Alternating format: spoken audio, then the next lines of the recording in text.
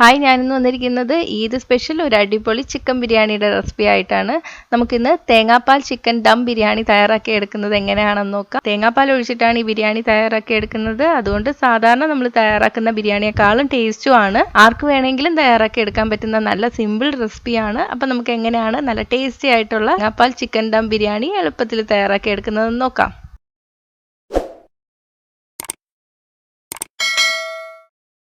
അപ്പോൾ ഇത് തയ്യാറാക്കാൻ വേണ്ടിയിട്ട് ഞാനിവിടെ 2 കപ്പ് ബസ്മതി അരിയാണ് എടുത്തിരിക്കുന്നത്. ഇനി ഈ അരി ഒന്ന് നന്നായിട്ട് കഴുകിയെടുക്കാം.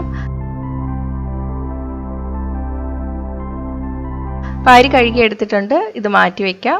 ഇനി നമുക്ക് തേങ്ങാപ്പാൽ തയ്യാറാക്കി എടുക്കാം. ഞാനിവിടെ 1 കപ്പ് തേങ്ങ എടുത്തിട്ടുണ്ട്. തേങ്ങ കപ്പിൽ എടുക്കുമ്പോൾ നന്നായിട്ട് പ്രസ് ചെയ്തിട്ട് വേണം എടുക്കാൻ വേണ്ടിയിട്ട്.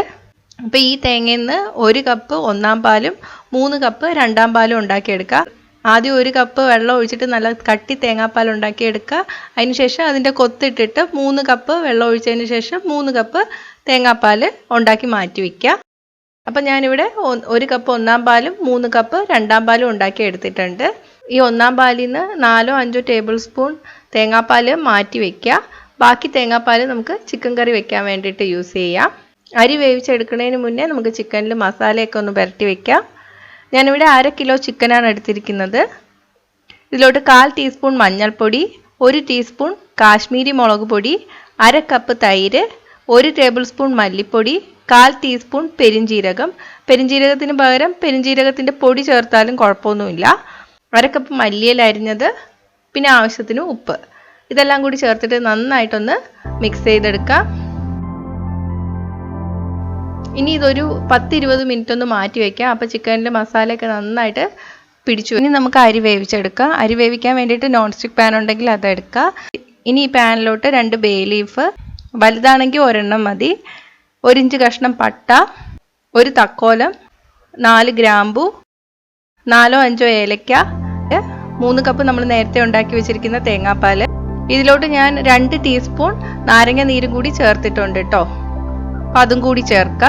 ഇനി ആവശ്യത്തിന് ഉപ്പ് ചേർക്കുക. നന്നായിട്ട് ഇളക്കി കൊടുക്കുക. തീ മീഡിയത്തിലോട്ട് വയ്ക്കുക. തേങ്ങാപ്പാലൊന്ന് തിളച്ചു വരണം. അപ്പം തേങ്ങാപ്പാൽ തിളച്ചു വന്നിട്ടുണ്ട്. ഇനി നമുക്കിതിലോട്ട് കഴുകി മാറ്റി വെച്ചിരിക്കുന്ന അരി ചേർത്ത് കൊടുക്കാം. 1 കപ്പ് അരിക്ക് 1.5 കപ്പ് വെള്ളം എന്ന അളവിലാണ് എടുത്തിരിക്കുന്നത് കേട്ടോ. അപ്പം വെള്ളം വറ്റി വരുമ്പോഴേക്ക് അരി 1/4 വേവാവും.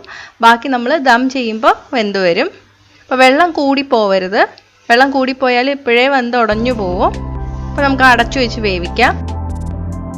വെള്ളം കംപ്ലീറ്റ് വറ്റിയിട്ടുണ്ട്. അരി 1/4 വെന്തിട്ടുണ്ട്. വെന്തുടഞ്ഞൊന്നും പോയിട്ടില്ല. ഇനി നമുക്കിത് മാറ്റി വയ്ക്കാം. ആദ്യം നമുക്ക് ബിരിയാണിയിൽ ഇടാനുള്ള സവാള വറുത്തെടുക്കാം. ഒരു ചെറിയ സവാള നല്ല നൈസായിട്ട് നീളത്തിൽ അരിഞ്ഞെടുത്തിട്ടുണ്ട്. ഇതിലോട്ട് 1/4 ടീസ്പൂൺ പഞ്ചസാര കൂടി ചേർത്തിട്ട് നന്നായിട്ടൊന്ന് മിക്സ് ചെയ്തെടുക്കാം. പെട്ടെന്ന് ബ്രൗൺ നിറത്തിലായി വരാൻ വേണ്ടിയിട്ടാണ് കേട്ടോ. ഞാനിപ്പോൾ സൺഫ്ലവർ ഓയിലിലാണ് ഉള്ളി വറുത്തെടുക്കുന്നത്. തീ സിമ്മിൻ്റെ മീഡിയത്തിൻ്റെ ഇടയ്ക്കിടുക. അപ്പോൾ ഉള്ളി ബ്രൗൺ നിറമായി വന്നിട്ടുണ്ട്. നമുക്ക് കോരി മാറ്റാം. ഉള്ളി വറുത്ത എണ്ണ നമുക്ക് വേസ്റ്റ് ആക്കണ്ട. ഇതിൽ നിന്ന് കുറച്ച് നമുക്ക് ബിരിയാണി വയ്ക്കുമ്പോൾ യൂസ് ചെയ്യാം. ഇനി ഞാനിവിടെ 4 പച്ചമുളക് എടുത്തിട്ടുണ്ട്, 2 ഇഞ്ച് കഷ്ണം ഇഞ്ചി എടുത്തിട്ടുണ്ട്, 10 വെളുത്തുള്ളി എടുത്തിട്ടുണ്ട്. ഇതെല്ലാം മിക്സിയുടെ ചെറിയ ജാറിലിട്ടിട്ട് വെള്ളം ചേർക്കാതെ ഒന്ന് അരച്ചെടുക്കുക. ഇനി നമുക്കൊരു പാനിലോട്ട് 2 ടേബിൾ സ്പൂൺ നെയ്യ് ഒഴിച്ചു കൊടുക്കുക. നെയ്യ് ചൂടായിട്ട് വരുമ്പോൾ നമുക്ക് അണ്ടിപ്പരിപ്പ് വറുത്തെടുക്കാം. അണ്ടിപ്പരിപ്പിനും മുന്തിരിക്കും അങ്ങനെ പ്രത്യേക അളവൊന്നുമില്ല. ഞാനിപ്പോൾ ഒരു 10-15 എടുത്തിട്ടുണ്ട്. ഒന്ന് നിറമാറി വരുമ്പോഴേക്കും നമുക്ക് കോരി മാറ്റാം. എന്നിട്ട് നമുക്ക് മുന്തിരി ചേർത്ത് കൊടുക്കാം. ഞാനിപ്പോൾ 2 ടേബിൾ സ്പൂൺ മുന്തിരിയാണ് എടുത്തിരിക്കുന്നത്. അപ്പോൾ മുന്തിരിയും റെഡി ആയിട്ടുണ്ട്. നമുക്ക് കോരി മാറ്റാം. ഇനി നമുക്ക് ഈ നെയ്യിലോട്ട് 1 ടേബിൾ സ്പൂൺ ഉള്ളി വറുത്ത എണ്ണ കൂടി ചേർത്ത് കൊടുക്കാം. എണ്ണ ചൂടായിട്ട് വരുമ്പോൾ നമ്മൾ അരച്ചു വെച്ചിരിക്കുന്ന ഇഞ്ചി, വെളുത്തുള്ളി, പച്ചമുളക് ചേർക്കാം. ഇനി ഇത് ബ്രൗൺ നിറം ആവുന്നവരെ വഴറ്റിയെടുക്കണം. ബ്രൗൺ നിറം ആയി വന്നിട്ടുണ്ട്. ഇനി ഇതിലോട്ട് നമുക്ക് 4 മീഡിയം സൈസ് സവാള നീളത്തിൽ അരിഞ്ഞത് ചേർത്ത് കൊടുക്കാം.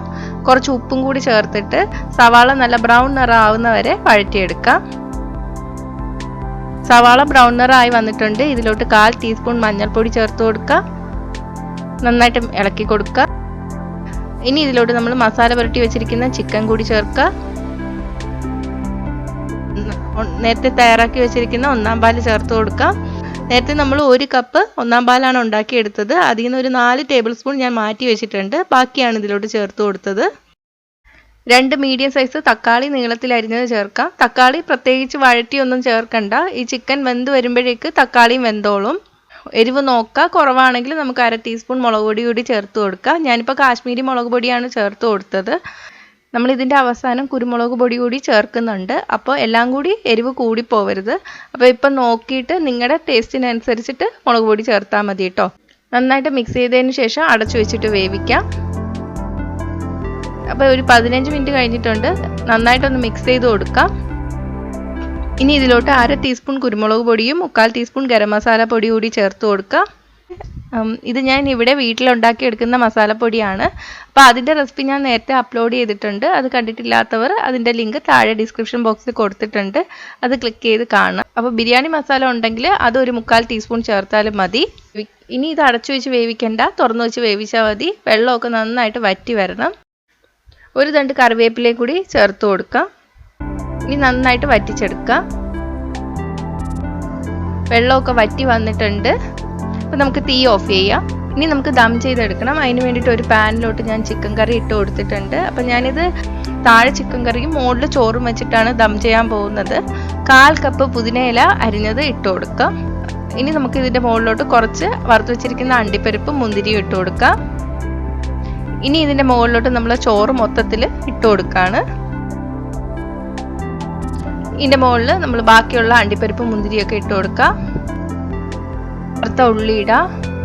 ഇനി നമ്മൾ മാറ്റി വെച്ചിരിക്കുന്നില്ലേ 4 ടേബിൾ സ്പൂൺ തേങ്ങാപ്പാൽ, അതുകൂടി ചേർത്ത് കൊടുക്കാം.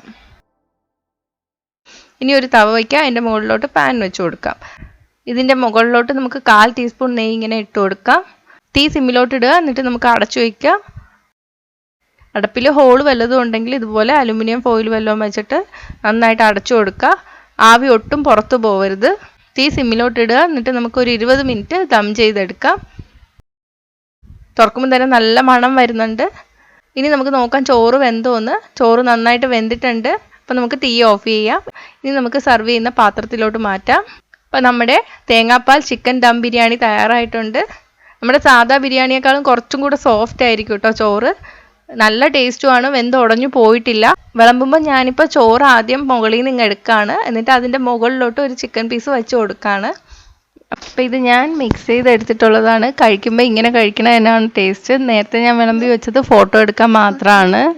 അപ്പോൾ ഇതിന് എന്തായാലും ഇതൊന്ന് ട്രൈ ചെയ്ത് നോക്കുക. ട്രൈ ചെയ്ത് നോക്കിയിട്ട് നിങ്ങളുടെ അഭിപ്രായം കമൻറ്റ് ചെയ്യുക.